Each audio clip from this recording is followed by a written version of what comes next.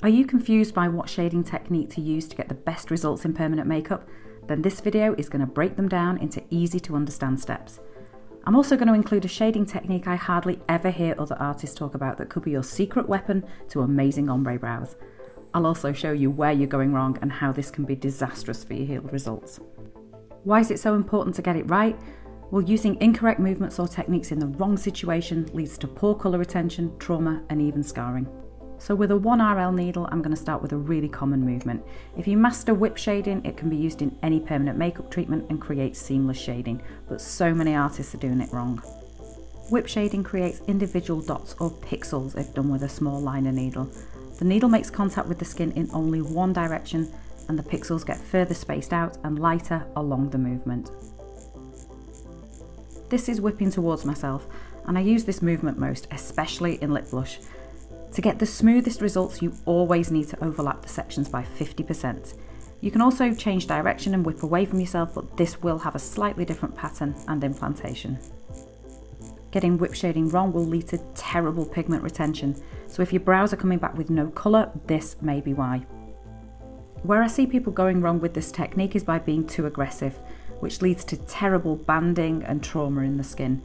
This is caused by not moving smoothly into the movement and out of it. You're almost scooping the skin. You can hear the needle piercing the latex here.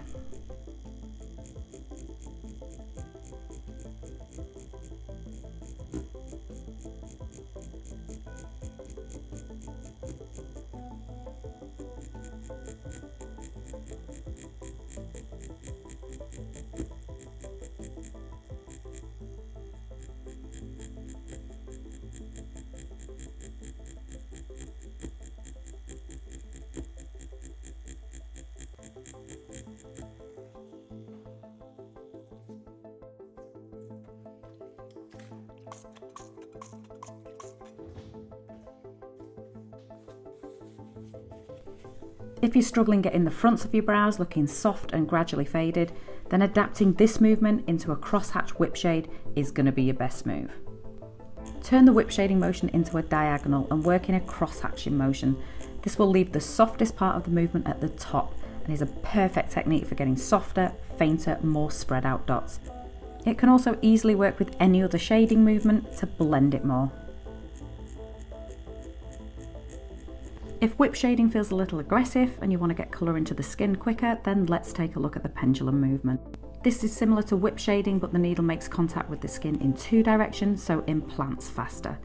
The hand must move like the pendulum of a clock in a smooth movement, gently lifting out of the skin at both sides.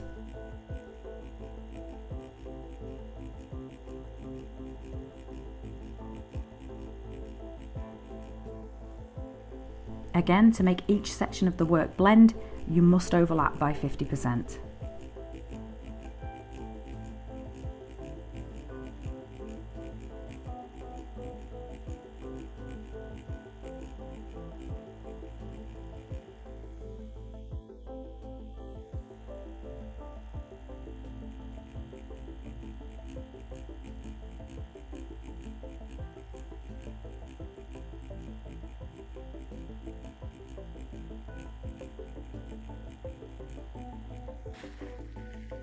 The biggest mistake I see in this movement is what leads to dark, ugly banding in brows. You simply aren't lifting your hand out of the skin at both sides of the pendulum. The needle stays in the skin and changes direction while still making contact. This then isn't a pendulum at all, it's a scribble, and this is much more likely to happen if you have your machine set too fast for your hand. It needs to be slow enough to do the movement properly.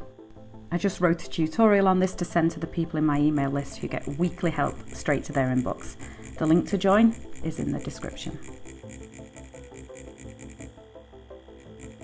The issue that you're going to run into with all these shading techniques is that if you're working on a more mature client with thin skin or someone with really sensitive skin, then these can just be too harsh.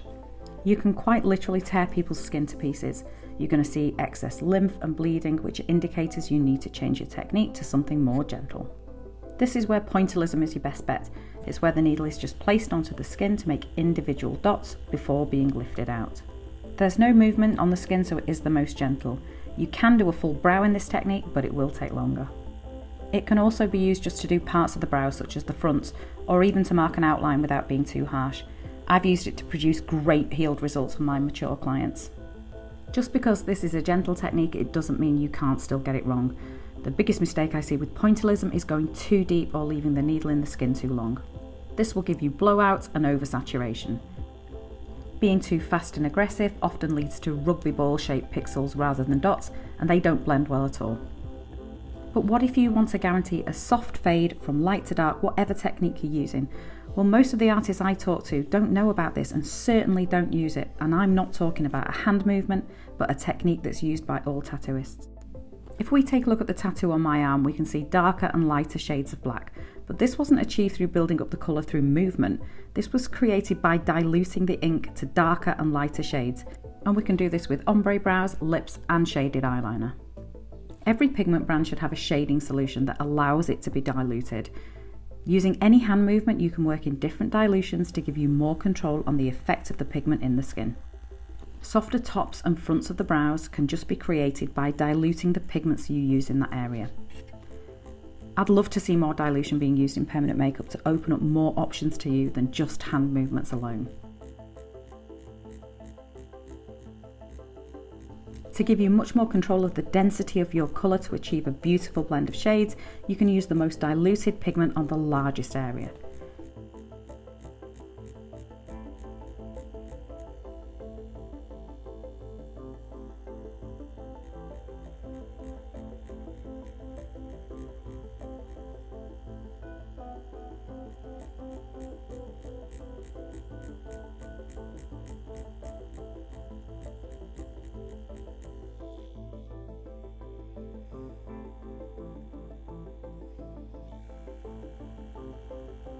To darken the tail and the lower part of the brow, you would then use the medium diluted pigment.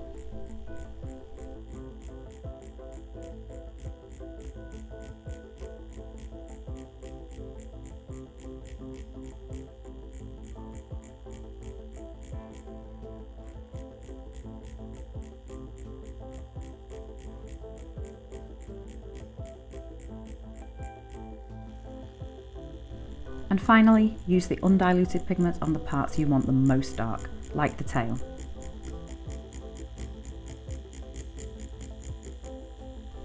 The reality of mastering these techniques to produce reliable healed results is also getting the needle choice right for the technique, and also the client's skin type too.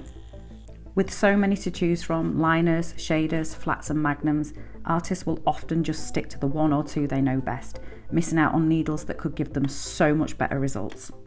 So watch this needle tutorial next. Combine the knowledge with what you've just learnt, and with a bit of practice, you'll be producing great shading in no time.